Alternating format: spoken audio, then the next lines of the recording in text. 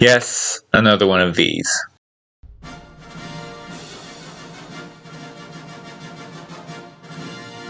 The United States vs. Billie Holliday, now streaming on Hulu, is from director Lee Daniels, who also did Precious, and is written by Susan Laurie Parks, who helped develop the National Geographic show Genius.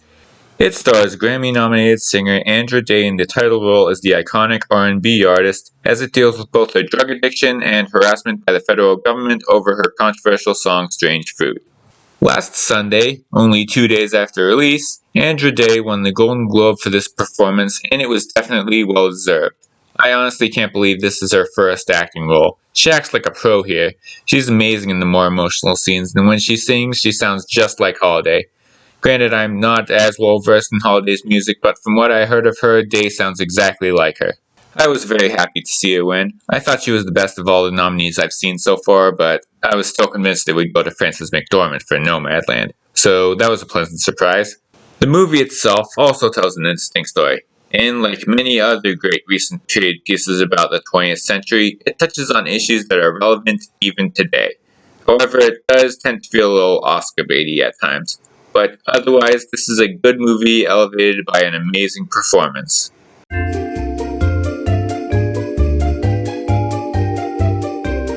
Let's all go to the lobby to get ourselves a treat.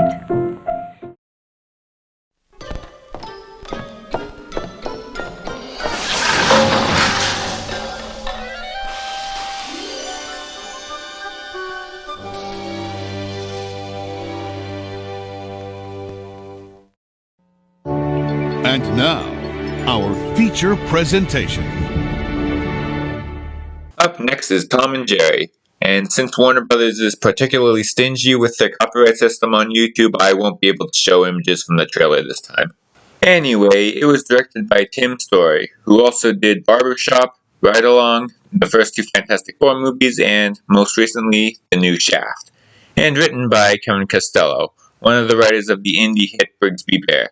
Yes, I did put this in my least anticipated films of 2021 list in case literally the only person who saw that video is watching, but since it's streaming on HBO Max and I don't have to pay more for it, we're doing this. First, the positives. The scenes with Tom and Jerry are mostly good, especially in the few instances where they try to capture the spirit of the original cartoons.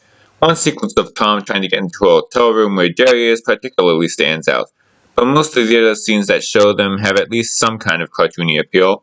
And the effects also look great. Rather than taking the route of certain other movies of its kind, it doesn't try to make the cartoon characters look realistic or even CG, and even goes the Roger Rabbit route of designing them.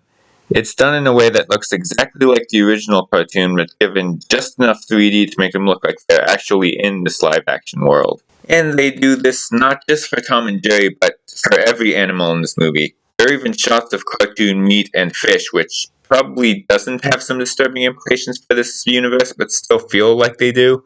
Either way, this was definitely an interesting style choice. For all the most interesting scenes, there is at least one cartoon animal on screen, but you can't make a 100-minute movie about two cartoon animals who don't speak, so we've also got to spend some time with some boring human characters.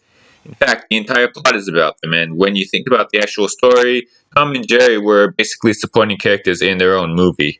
It's about a woman played by Chloe Grace Moretz who cons her way into a job at a fancy hotel which is hosting a wedding for two filthy rich people.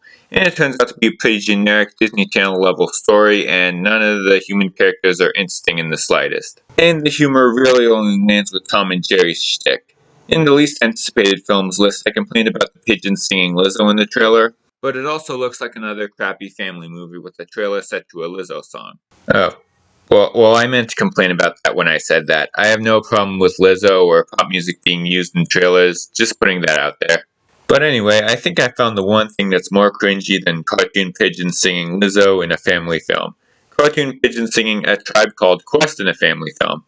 Also, at one point, Tom sings a ballad in autotune. Enough said there. And did I mention he also flosses? Tom and Jerry looks good technically, but in the long run, this is best as a movie on HBO Max that parents can put on for their kids and not have to go out and actually sit through it.